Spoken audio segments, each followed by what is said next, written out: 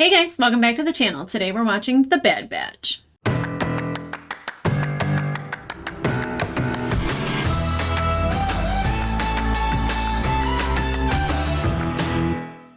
Hey guys, welcome back to the channel. Today we're watching episode 9 of The Bad Batch, season 2. We're getting along. We're in the middle. We're making our way, and it was really nice that not that I'm like, oh, it was nice that I was sick, but it was nice that I got to watch 2 episodes this week, and then I get to watch this one right after. So I kind of get like a big story, a big chunk of it. And I know episode 7 and 8 were meant to be kind of watched together, and I love that when they give us like little mini movies. But there was a character, Chuchi, that I don't remember from the Clone Wars. Again, I think that that's in the void of my mind of when I wasn't paying attention as strongly or as much as I do when I'm doing a reaction, because when I'm doing a reaction, I'm very zeroed in. And I just remember like watching Clone Wars at the gym and then at home while I'm cleaning the house, while I'm making dinner, whatever. It was kind of on, but I wasn't really focused in on it. And it's really nice that like, they're bringing back those characters because obviously she knew who Rex was. And I feel like I'm just like, geez, there's so much that I missed. And I thank you for a lot of you guys for filling in those holes. I really do appreciate it. I really liked her character, one, because she's a very strong character, but she's very passionate, and she's passionate for the clones and making sure that they're represented and that they're heard and that their voices actually mean something and that they're not just discarded by the Empire, which we know, especially from Obi-Wan, I think it was episode 2. I'm watching Primate's reactions to Obi-Wan on Patreon, so it was nice that he kept that moment in because that moment meant a lot to me. And a lot of people who don't watch the animated shows wouldn't have really captured how important the scene was with the, kind of the homeless clone trooper, and Obi-Wan looking at him and like remembering Cody and the relationship between the Jedi and the clone troopers and just like how important that is and how meaningful it is. And you don't know that if you don't watch these shows. And just like her talking about, like almost like veterans' rights, but like trooper rights and like what the clones mean and what they did and what they sacrificed, and that needs to not necessarily be rewarded. I don't think that like getting benefits and unionizing and having your voice heard is like an extra thing. It just needs to be base level. They need to be treated like everybody else. And I think that her going out of her way to represent them when there's really nothing for her to gain in it, I think is just such a wonderful thing for her. And like I really gravitate towards her as a character. Now, obviously, Echo leaving the group it was heartbreaking for, Omega, but I do think, and somebody had pointed it out too, that him and Tech were kind of like doing the same job. I feel like they had different personalities, and that's really what I noticed more so than anything. But that like every clone in our group has a specific job. So sometimes you could see Tech and Echo kind of not butting heads, but maybe one would take it over in one episode and one would do it in a different episode. But I would also say that, Echo is not part of Clone Force 99. He was added in because one, Crosshair's out, who is part of Clone Force 99 and is part of the 99. I'm sad to see him go because I really loved the fact that from the first episode of the season, he was always like talking to Hunter about like doing what's right, and it's kind of it's bigger than just their freedom and living their lives, that like he wanted to be part of something bigger that was really helping not only independence and freedom, but probably the word wasn't used, but I assume rebellion, to really free themselves of the Empire. And I want to see that from Echo. So I hope we're not done with Echo, just like I hope we're not done with Rex, just like I hope we're not done with Cody. I want to see all of these people, but I mean, obviously we don't see Echo in the future with Rex, so that doesn't mean anything other than we just don't see him in the future with Rex. And also the same thing with Cody is like I just want all the clones to like join Clone Force 99 on the Marauder and find a planet somewhere where they can live in peace. It's a pipe dream. It's definitely fanfic, but it would be lovely to know that exists, that there is a place where there are clone troopers living in peace and harmony and having actual lives and creating something for themselves that's outside of what their duties were for the Empire. And you really saw them struggling at the beginning of episode 7, like what it means to age out of their roles. And at some point they have to retire, and at some point they're of no use to the Empire as they were when, they first started.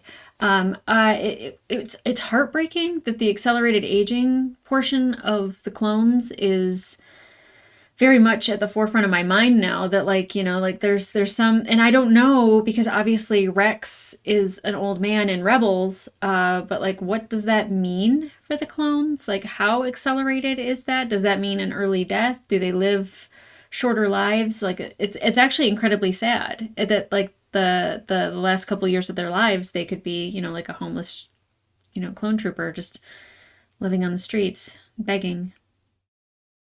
I'm so happy we got that in Obi-Wan. As many things that I could nitpick about that show, that's one of those beautiful moments that I appreciated that they put in there, that it was actually really important to me. Now what we do without Echo and Omega, having to say goodbye to her brother and somebody that she loves, and this is a family that, she's had for such a short period of time, but it means so much to her and she's learned so much from all of them. I imagine she's going to have a hard time, but him talking to her about the meditating part, and her learning that from Gunji, and I think that when she was doing that, I was like, is she becoming one with the Force? Which I don't think is something necessarily that happens, but I feel there's a doorway that's opened into Omega kind of becoming a little bit deeper. Not necessarily Force feelings, but just the fact that she can become a little bit more introspective and learn more things about herself, and I think that is going to be special. At least that's where I see it going, because again, Dave Filoni and him being the wizard that he is, and the little puppet strings of where he wants stories to go, I think that we're going to start seeing something a little bit greater from Omega. Now, where we go after this, obviously, we haven't been back with Sid, and we had the whole interaction between the Trandoshans. And I'm very curious as to how Omega will be around her, having experienced, Sid's kind, and what it meant about Gunji and Gunji's people and everyone on Kashyyyk. And I think definitely I forgot about Sid being Trandoshan, and it never occurred to me that that cultural thing could actually just be a way of life. So it makes me kind of think a little bit differently about Sid, and I don't like that, because I like Sid and I like the influence that she has on Omega, but I also don't know her entire story, and it was hinted at in the tech episode, I think it was Faster, that she's not exactly everything that we think she is. So if we're back with her, a little bit broader of a storyline from Sid would be interesting and warranted. I think that we deserve that, especially with the little hints that we've been given. Again, Dave Filoni doesn't do filler episodes. There's always something important in every single episode. Especially the I guess it's not a trooper, it's just a clone, but the assassin, and him killing himself with the electric tooth thing that we saw in The Mandalorian.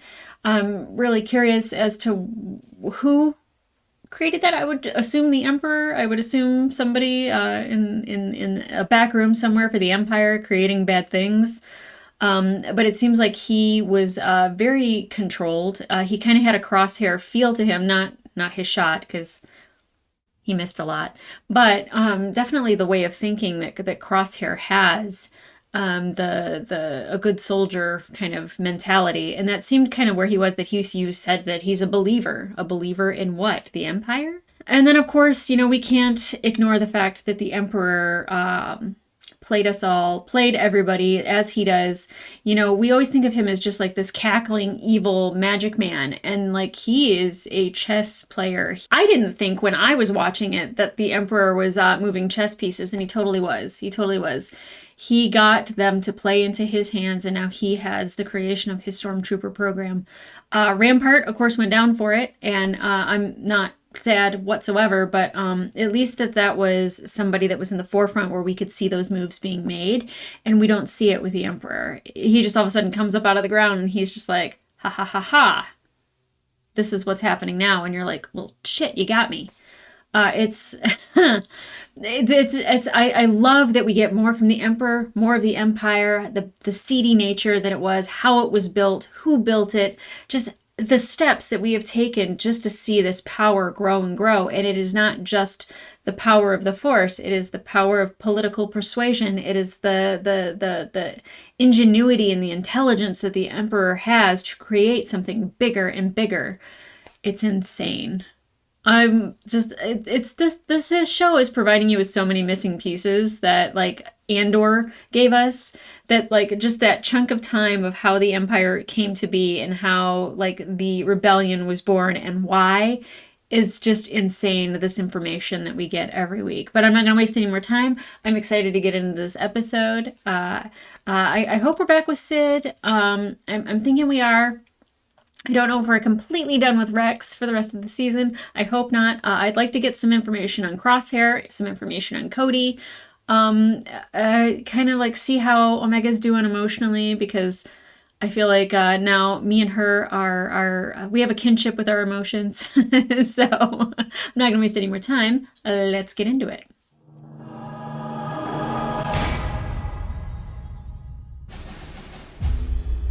The Crossing. Oh, fun music. Don't normally get a guitar. I like it. The artwork in this show is so good. God, we're so spoiled by it, and people don't even realize. There's people that don't watch animated stuff because they think it's for kids, and this is gorgeous. According to Sid's coordinates, this is the mine she purchased. And we're supposed to do what? Excavate the site for Ipsium. It is tremendously valuable when refined. However, in its raw state, the mineral is highly combustible. Great. Like a primed thermal detonator. A primed thermal detonator. I like it. I knew he'd say that. I was like, this is maybe a good thing for Wrecker. Maybe it's a bad thing for Wrecker. We'll see. He likes when things go boom. Oh. See? Artwork. Beautiful storm. The storm's moving away from us. We should be fine. It's not going to be fine. Without Echo, we are a man down. We need Wrecker to assist with operations inside the mine. I'll be the lookout. Not alone.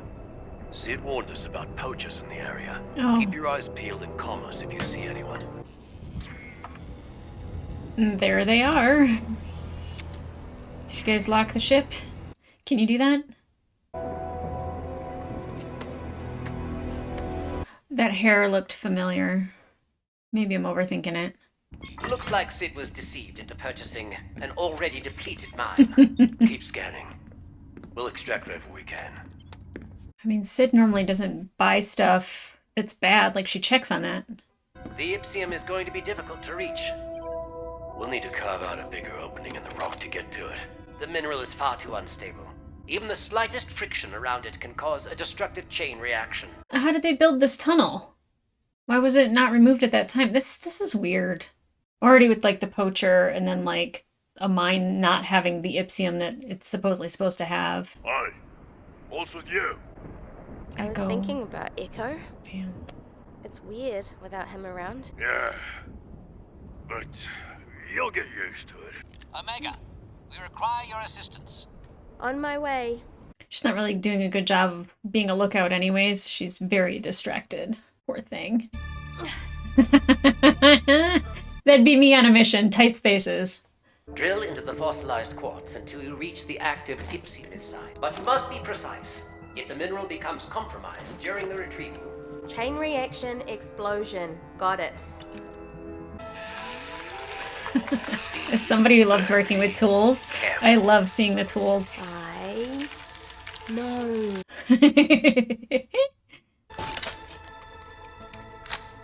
These tools are freaking awesome. Cool. That seemed easy. Don't mess with my ship.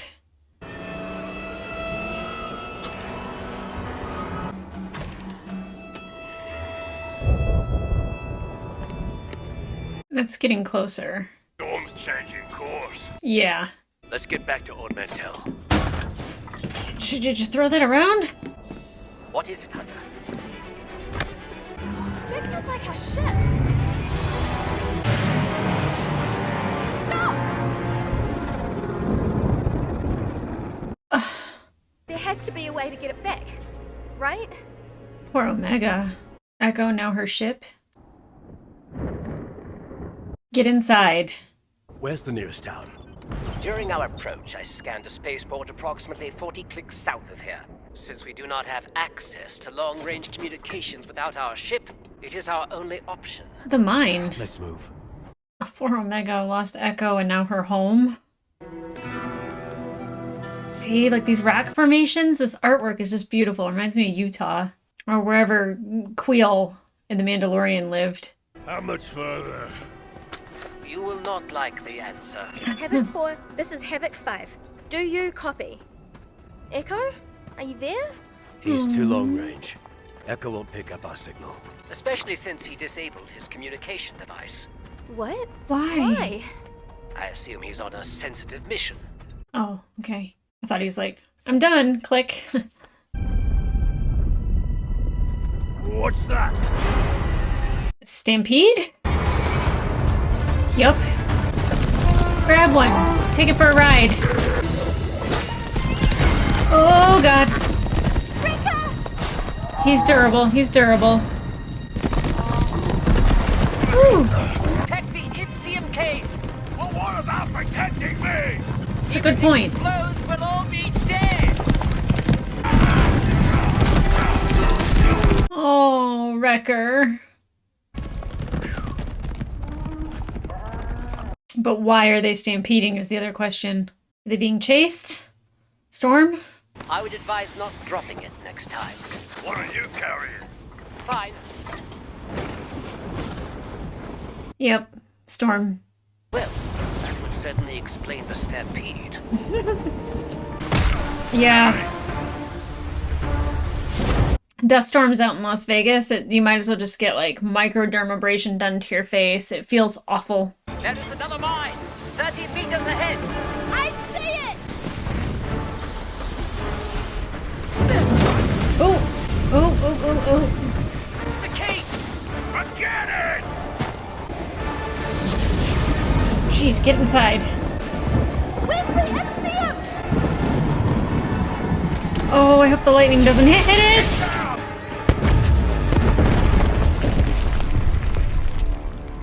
Well, that is just bad luck. The case hit perfectly. You're out of the storm. So, now we are trapped. And we have lost all of our Ipsium. I suppose that's my fault too. Well, technically, yes. If you had not let our ship get stolen, Oh, Tech. What if there's more Ipsium in this mine? it is most unlikely that the Marauder will be recovered. What? Don't say that. We have to get it back. We can always acquire another ship. It is merely a mode of transportation. The Not to Marauder's her. our home. Yeah. We already lost Echo. We can't lose that too. Omega, we didn't lose Echo. He's just on a different mission. But he's not here. He's not with us. We're supposed to be a squad. This squad existed before Echo was a part of it, and it will exist after.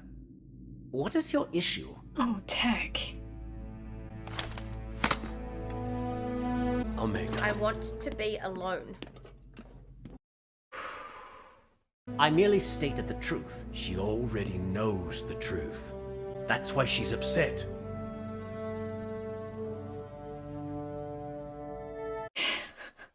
Tech. You're such a dum-dum about emotions. She'd feel the same way if it was Tech that was missing. I'm like, don't get lost, but I'm like, or you can find a way out.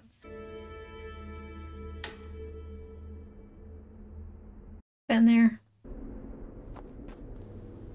Ipsium? Something worse? I know it's not of the utmost importance. Jesus. I want that drill. Wow. This operation would use a well-placed detonation. A small Well. amount of Ipsium would be more than enough. Here it comes. Since losing the mineral was my mistake, I will search for any potential extractions within this mine. That's not the only mistake you need to fix. Ooh, Hunter. Go check on the kid. Yup. She's clearly having a hard time adjusting to Echo leaving. Talk to her. Very well. Are we going to see some emotional growth from Tech in this episode? It's funny because I almost just said Echo. I get those two confused, so maybe it's good that they're not together anymore? Omega? I'm busy. I can see that. Are you aware that you are surrounded by enough Ipsium that, if not handled correctly, could take down this entire cavern? Then you better not distract me. Yep. Thought we could use this to blow our way through the cave in. I came to a similar conclusion myself. Mm-hmm. This vein appears to be much more pure than what we found in Sid's mine. Perhaps you should extract as much Ipsium as you can. You trust me to do that? Oh, I am fully aware you are capable of the task. that's not what she asked. She wanted to hear the words, I trust you. Oh, Tech.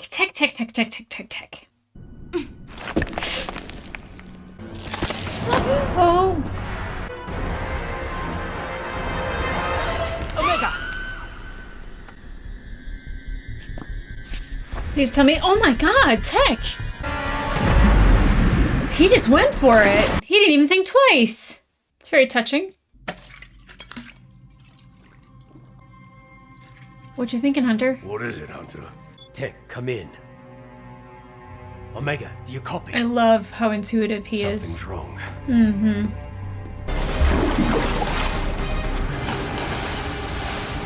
Oh, that's pretty.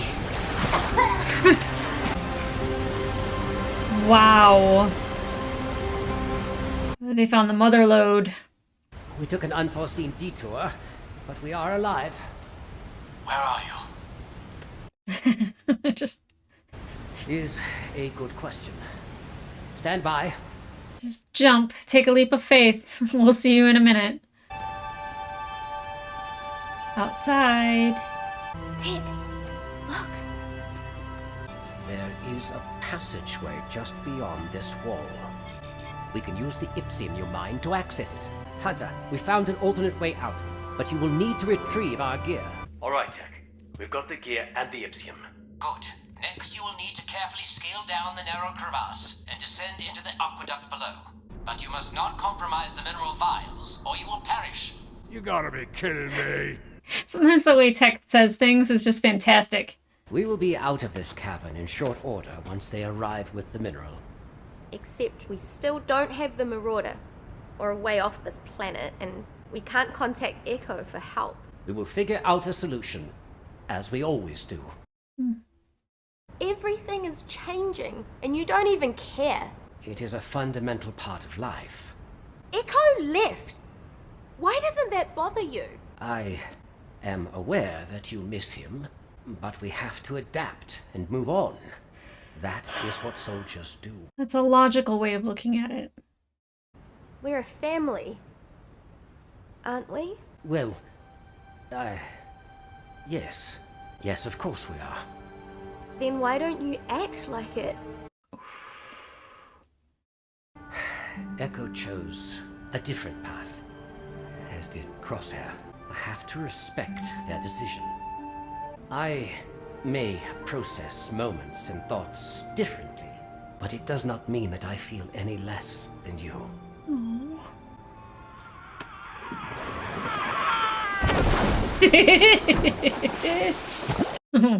Poor Wrecker. How come he gets to blow it up? If the shot is not precise, it will cause another cave-in. Good job. You gotta trust Tech with specifics. Well, there's that town. They have to get the Marauder back, right? That is the spaceport. But there does not appear to be much activity. Let's check it out. Gosh. I could talk about the artwork in this show every single time. It's just stunning. The last episode with like the ship with the ventilator going down, it's just gorgeous. We came all this way for nothing. Not nothing. I can send out a long-range transmission with that array. Yay. No can do, fellas. I'm tied up at the moment. You'll have to figure it out yourselves. Sid. Seriously? You sent us on this mission. Well, I didn't tell you to get your ship stolen, did I? Sid, we need your help. Just like we helped you regain control of your parlor from Roland Durand. And when we cleared your sizable debt with I Malegi. didn't ask for a recap, Goggles. Give me a few days and I'll see what I can do. We don't have enough rations to last a few. Well, What that's do we do now? something. We'll figure it out, like we always do. Omega, learning lessons every episode, big and small. The music this episode has been fantastic. Woo! The Marauder better not be gone, like gone for forever. I could not get that out to save my life. I really, like I said, like Tech is probably one of my favorite characters, or like of Clone Force 99. It's always the ones that don't express emotions for some reason, like your Datas, your Spocks. You know, they're definitely the ones that I am more drawn to because I like value the fact that they are not overly emotional or that they are not super expressive in that way, and that they're logical, because I feel like me being an emotional being, having somebody who is very logical and lives in that space, it's incredibly healthy for balance. And we saw that with Omega, who, you know, she was struggling. Like, she just saw her home get stolen.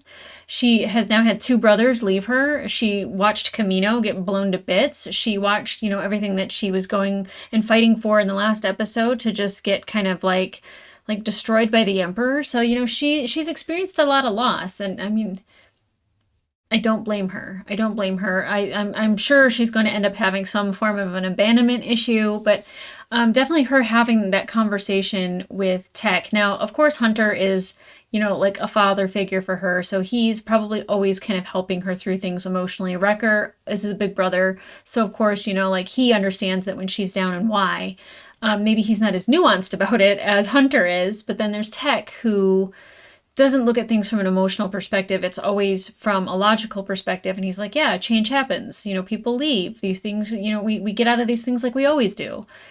And it makes sense to him, but, you know, he doesn't realize how heavy it can be for somebody who has a little bit more emotional depth to them and feels things in a more outwardly way. And it was nice that he kind of expressed that, like, he still feels those things. It's just he kind of can work past them.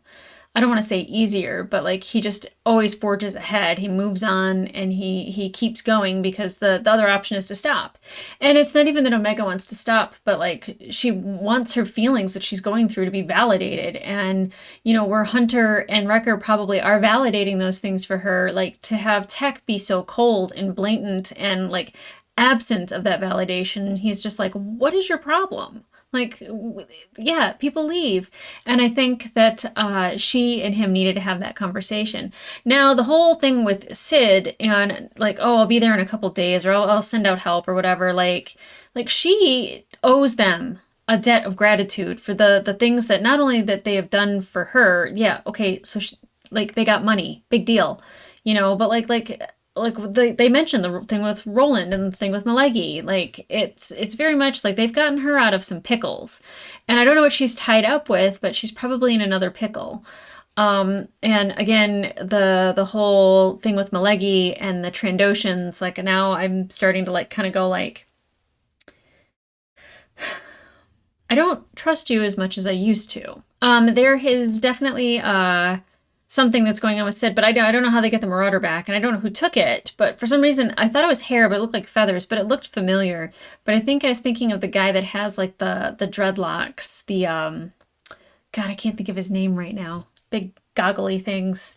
I like the idea of, like, the Ipsium, and that, like, now they have, like, all of this stuff that they mined that has value, so they have a way to, like, trade for something. But I don't know how they get their ship back. I don't know, like, who they can reach out to other than Sid if they just sit there and wait for Sid. You know, but like Omega, like learning a lesson like she always does throughout like these episodes, you know, like just kind of taking a page out of textbook, and it's just like, we're just gonna do what we've always done, and we're just gonna, you know, get through it. I think that's a great character building moment for her, but we also had a character building moment for Tech. Now, I don't want like everybody to be leaving the group. So like Omega learned this lesson about letting go and moving on, and now everybody's gonna let go and move on. Like that sounds horrible. I don't want that to happen. But where we go next? I think we're still on the planet. We're not going anywhere. We're not leaving. This is where we be. This is home for now. But what is Sid up to? Why is she tied up? Why can't she send help immediately? It seems like she has a lot of things at her disposal. Why can she not send help? So that'll be interesting. Looking forward to next week's episode. But in the meantime, if you want to watch the full-length reaction to this episode, it will be available on my Patreon, as well as episodes to my other favorite shows that I'm currently watching, like The Expanse, Severance, The Last of Us, and I just finished Vox Machina, so more animated shows will be coming up in the future. But I'm super excited because in a couple weeks we got The Mandalorian that's coming out, so we'll have Pedro Pascal on Sunday, and on Wednesday I should watch a movie with Pedro. Like it's going to be awesome. Anyway, but in the meantime, like, subscribe, leave a comment down below if I missed anything in this. Like, do we know the feathery-haired person? Did that look familiar to you, or was that just me? I feel like it might have just been me. But that's okay, because you guys are really good at pointing out things that I miss or are from other iterations of Star Wars, whether it be animated or it is live action. But I appreciate you for doing that. So, that being said, guys, can't wait for next week. See ya.